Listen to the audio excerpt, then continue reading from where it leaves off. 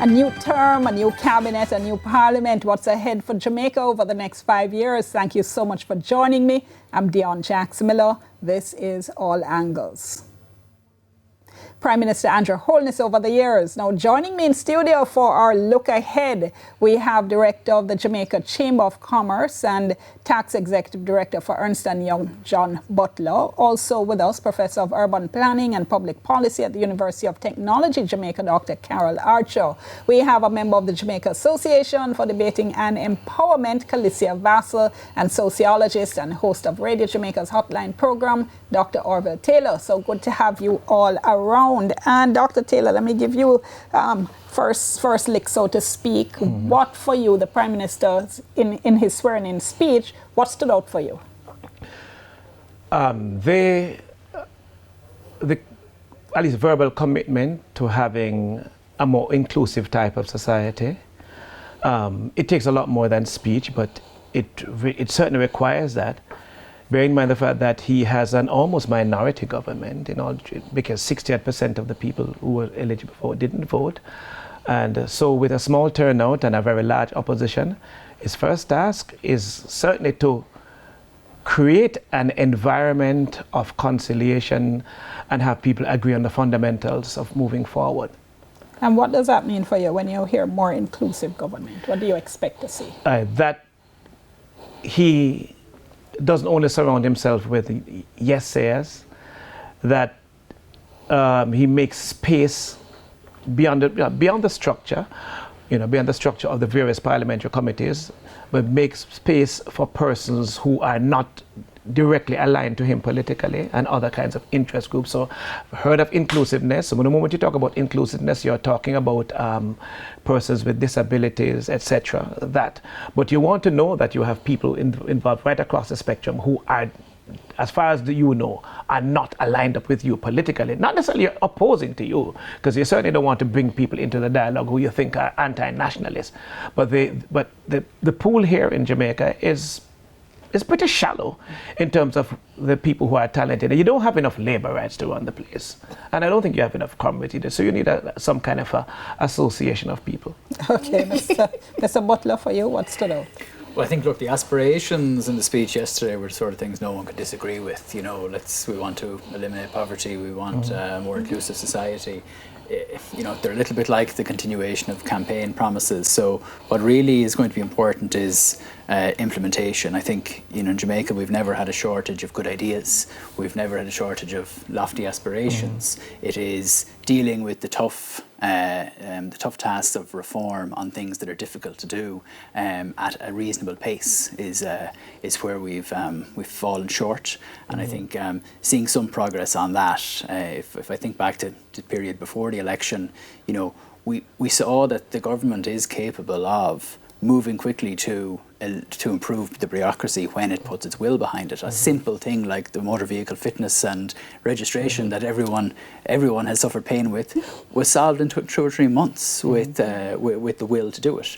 But that's not enough. We need every ministry and every agency of government has 8, 10, a dozen processes just like that impose a cost in terms of time and pain on every member of society that interacts with that agency. And we need a whole of government approach to tackling that and removing those impediments to growth and impediments to productivity. Ms. Vassell?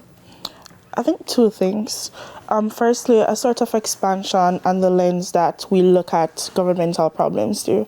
For example, in his swearing-in speech, we would have heard him talk about this idea of looking at anti-violence acts and policies not through just the lens of what has been, such as zones of special operation, but targeting things like resocializing our society, targeting culture, because we can implement policies and we can implement innovations, but if the culture that people adhere to and the culture that they concede to makes them ill-prepared to receive these innovations and to act positively in regards to these changes, then we're back at stage one. So I appreciated that sort of expansion and where we're starting from in terms of really charging forward with societal reform. Secondly, I think he answered a pretty critical question that people have been asking since the election period. What's the difference between your last term and the upcoming one? Why do you deserve another one? For the longest while, I think we've kind of just subscribed to the idea that the next term is going to look like a maintenance of what was in his last term. But he tells us in his swearing-in speech that, listen, my last term was about fixing the ills that Jamaica has been suffering from for as long as the FinSAC crisis, mending the economy, splitting our debt to GDP ratio in half. And now this next term is not about mending those ills, because we did that last term. It's building upon them and charging forward to make Jamaica greater.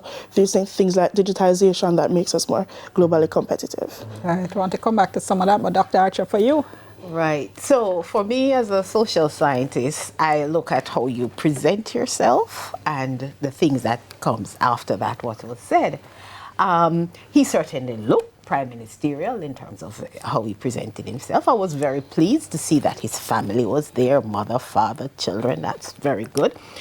And then what was said, first of all, I was a little bit taken aback when he, some of the things he said made it seem that he was still on the campaign trail. What do you mean? Meaning, reference to, the time come type of thing. At this point now, time passed. You're now the Prime Minister. You're being sworn in as the Prime Minister of Jamaica. So the campaign, it should be signaling to all of us that campaign is over, and now I'm about the business of government. Yes, so that for me, I was listening keenly, that I would not have gotten evidence of, still being part of the campaign, but some of that did come out. Some of his pronouncements, I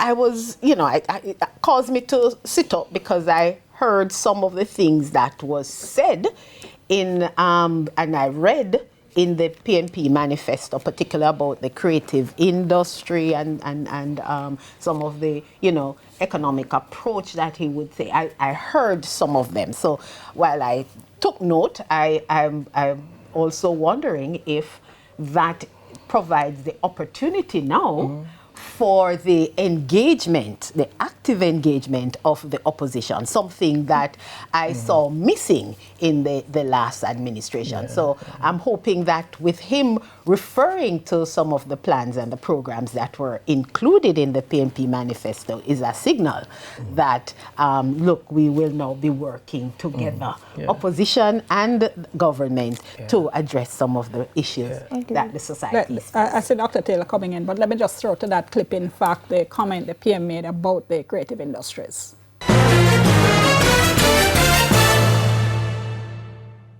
We will elevate the creative industries, music, film, fashion, art, and sports, transforming creativity into an engine of growth. The world already consumes our culture. Now we must realize the value from it, invest in it, and respect it as one of Jamaica's greatest exports. We must take the same discipline, creativity, and ambition that gave us musical and sporting legends and channel that into building one of the most dynamic economies in the global south.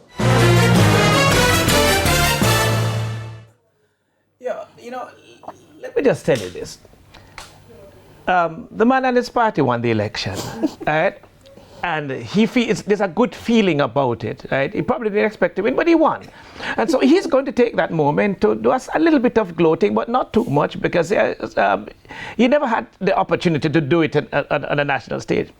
He then also kind of threw a bit of a jibe, saying, yes, there are some things that went on in the past, but we fixed it, and we're going to go ahead. And believe it or not, it is actually okay to take some of the ideas that come from the opposition and take it and move forward, because it helps you politically. Absolutely. It helps you, because watch here. some of the most important piece of legislation, and by the way, I think that the Ministry of Labor and Social Security has to be very pivotal in terms of what goes forward, because you can't do anything, no kind of economic growth without decent work, right? But having said that, when Michael Manley won in 1972, he was fully aware that at the end of the JLP administration, Hugh Shearer had attempted to push forward two pieces of labor legislation, which the PNP had opposed. The PNP opposed the Industrial Relations Act.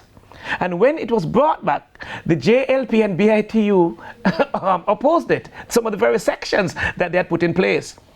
Politicians do politics, but when you see an idea that makes sense and it can work to your advantage, you're going to do it.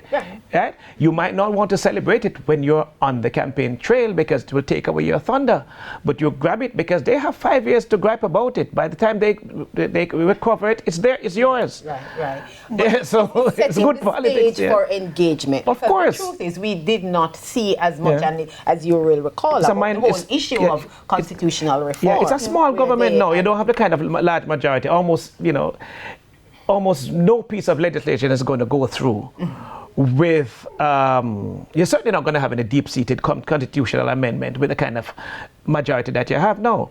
So you know that you're going to have to engage the opposition more. Elections are not coming for quite a while, but you really don't want to find yourself in that kind of situation in Parliament. So of course he's going to have to engage. Yes, and that's what I said at the very beginning, and he accepts that, yeah. If I could just chime in. Okay, hold that thought for me, because I'm at the break. Let me go to the break, and we come back. Stay tuned.